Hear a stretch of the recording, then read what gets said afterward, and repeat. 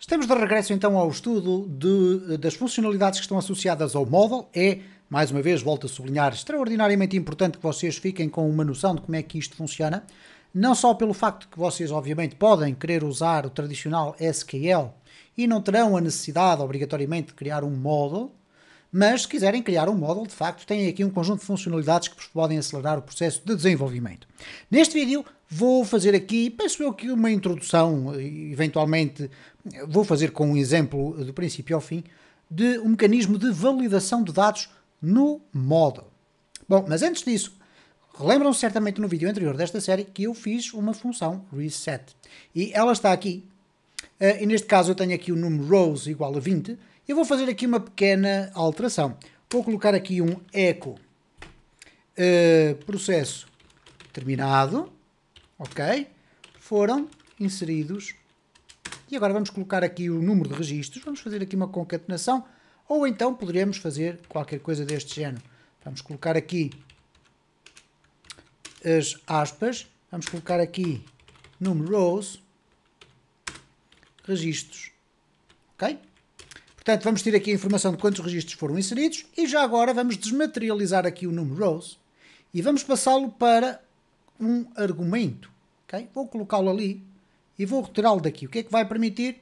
Bom, neste caso irá permitir, ou pelo menos obrigar, que eu coloque aqui, por exemplo, que quero adicionar 10 registros à minha base de dados. Okay? Neste momento ela tem aqui, vamos aqui refrescar, ela tem 20 registros. Obviamente que eu já tinha andado a fazer aqui umas experiências. Se eu agora aqui refrescar, ele diz processo terminado, foram inseridos 10 registros. Se eu for aqui à minha base de dados, temos 10 registros inseridos. Como veem, quando nós temos estes mecanismos previamente construídos, fica muito mais fácil o nosso trabalho. Bom, mas vamos então concentrar a nossa atenção no assunto deste vídeo. Eu tenho aqui duas tabs abertas para nós podermos ver a mesma documentação da mesma página, mas em localizações diferentes. Já o tinha referido num vídeo anterior também desta série, há pouco tempo. E neste caso é o seguinte, esta tabela que aqui está contém as propriedades do model. E esta que aqui está, esta tab, é uma tab que já está mais escorrida cá para baixo e que está agora neste momento centrada no Validating Data. Só para vermos aqui então quais são as propriedades e depois cada um dos aspectos relacionados com essas propriedades.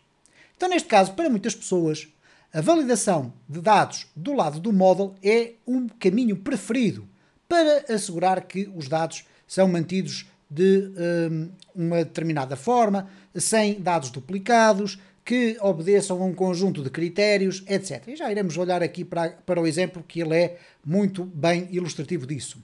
Ora, a classe model providencia mecanismos automáticos para nós podermos fazer a validação dos dados antes de eles serem guardados na base de dados. Imaginem o que é nós estarmos a guardar uma base de dados de contactos de e-mail e de repente estarmos a duplicar e-mails. Não faz qualquer sentido. Então vocês vão ver o quão simples é nós criarmos aqui um mecanismo que vai impossibilitar que, mesmo que nós queiramos gravar um e-mail que já existe na base de dados, o sistema vai nos devolver um erro. Ok? Então depois aqui o sistema, ou a documentação, refere que estes mecanismos de validação são executados antes das operações de insert, update e save, e nós não temos que evocar especificamente ou de forma explícita que é para fazer a validação. Se a validação estiver definida dentro do nosso model, ela vai ser executada antes de existir um insert, um update e um delete. Ou melhor, neste caso o delete não, mas o save. Melhor ainda, ela vai ser executada se existir algum erro de validação. Nós vamos ter a possibilidade de aceder a mensagens personalizadas. Okay? Vamos ver como é que isto funciona e vocês vão ver que é simples. Bom, em primeiro lugar nós temos que definir o Validation Rules e o Validation Messages. Se nós olharmos para esta tabela, são estes três campos que aqui estão em baixo. Okay? Neste caso, eu aqui vou definir as regras de validação, aqui vou definir quais são as mensagens de erro que serão apresentadas em cada um dos tipos de validação. E depois aqui o Skip Validation, que nem sequer me dei ao trabalho de ir ver o que é, porque eu acho que é muito fácil de perceber. Skip Validation é: tenho aqui as regras de validação definidas, mas sim senhora, se eu tiver isto aqui igual a true, ele vai ignorar as validações e vai avançar à mesma. Ora, por defeito, este skip validation deve estar definido como false. Ainda assim, o que eu vou fazer, para não estar a escrever muito código, é fazer um copy. Vamos regressar aqui ao nosso model e vou colar aqui. Okay? Então nós temos as regras de validação temos as mensagens para os erros e temos aqui o skip validation igual a false. Vamos mexer aqui nas regras de validação. As regras de validação são definidas para cada um dos campos. Não tenho, obviamente, que definir para todos, mas vamos definir aqui para o nome, que é um dos campos da minha tabela, que é este que aqui está, e depois eu vou definir para o e-mail. Bom, quais são as regras de validação e como é que nós as podemos definir? Nós podemos defini-las de uma forma estrita, mas podemos definir várias na mesma string. Isto é, eu posso colocar aqui várias regras, como por exemplo required. O required significa que é obrigatório vir o nome dentro do conjunto de dados que vão ser guardados. E se eu quiser adicionar mais regras, eu vou colocar o símbolo da barra vertical, que é o equivalente a um símbolo de um pipe. O que é um pipe? É a agregação de vários elementos dentro da mesma string.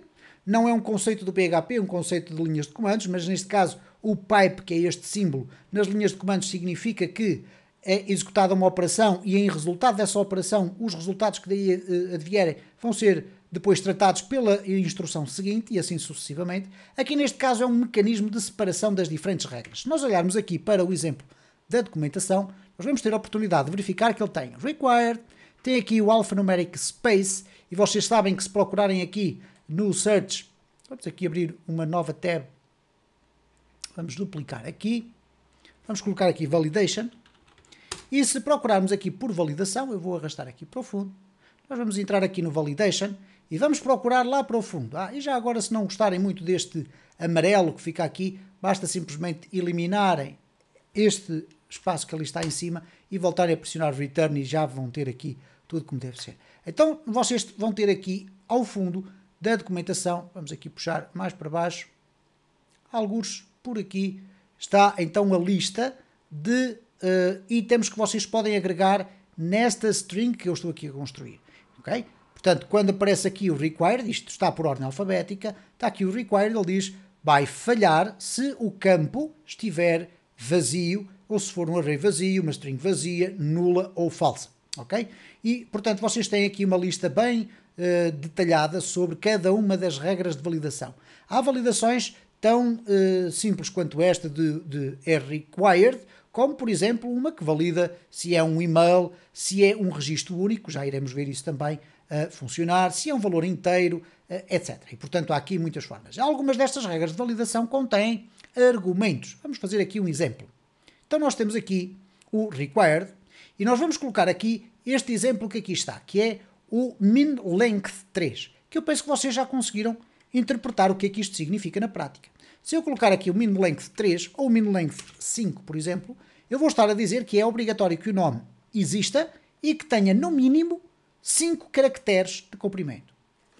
Se eu quiser agora definir regras para o e-mail, eu vou poder definir algumas regras que são específicas para o e-mail, por exemplo. Posso colocar também o required, mas eu agora vou dizer o seguinte, eu quero que seja um e-mail. Eu penso que existe uma regra para a verificação se é um e-mail. Vamos ver aqui, ok, valid email, ok, vamos copiar daqui, vamos colar aqui, tem que ser um e-mail válido, não pode ser um outro texto qualquer, e para além disso eu vou querer que este e-mail não seja repetido dentro da minha base de dados. Ora, reparem que na minha tabela eu tenho aqui e-mail 1 até 10, ok? Neste caso agora vamos aqui refrescar, ok, é isso que nós temos. Portanto, se eu tentar inserir um novo registro com um nome qualquer diferente destes, mas com um e-mail igual a qualquer um destes que aqui está, o sistema vai-me gerar um erro. E nós vamos testar isso.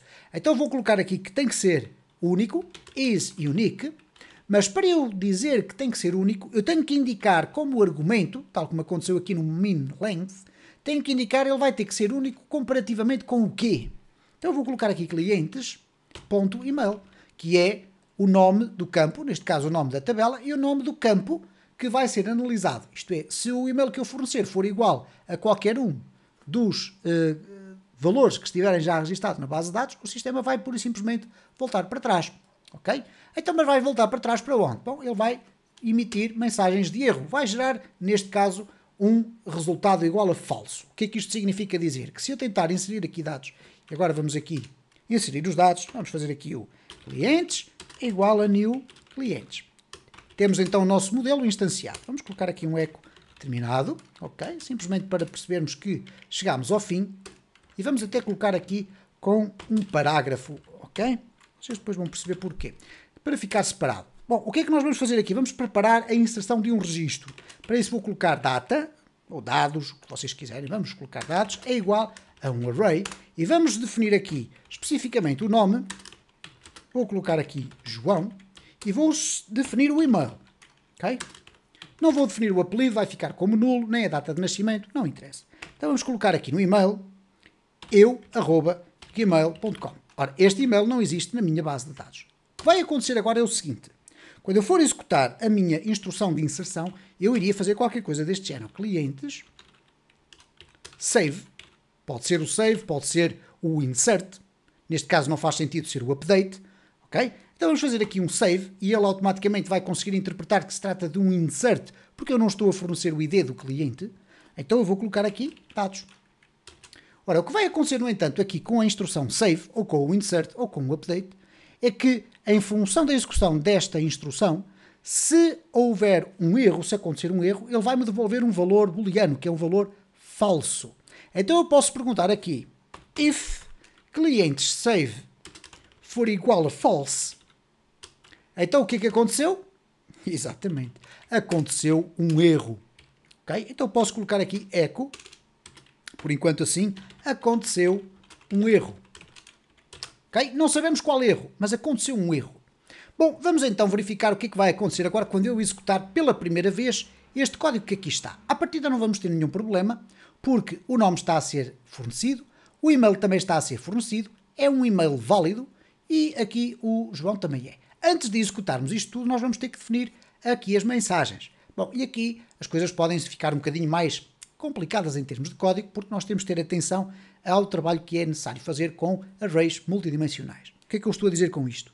Que, relativamente ao nome, nós vamos ter um array que é nada mais, nada menos que o conjunto das validações que nós aqui temos. Ora, o required, para o required, se não vier a indicação do nome, neste caso, nome é obrigatório, por exemplo.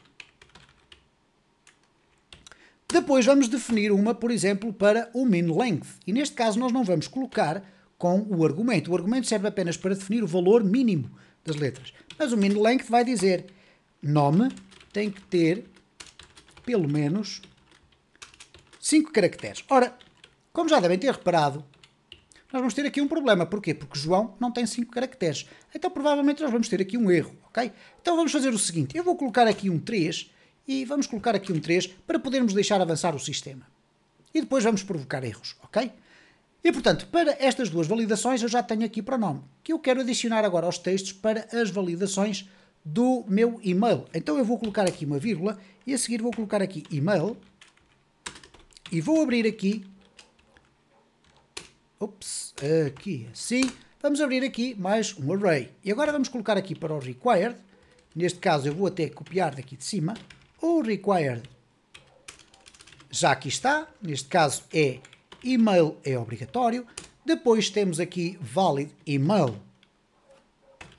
Se existir aqui um erro nisto, nós vamos dizer que o e-mail tem um formato inválido, ok? Não estamos sequer preocupados como é que ele faz essa validação, o sistema lá fará a sua validação e depois o isUnique nós vamos colocar aqui da seguinte forma. Desculpe, mas já existe um registro com o mesmo e-mail. Ok? Temos então aqui definidas as regras, temos aqui definidas as mensagens para cada uma das regras.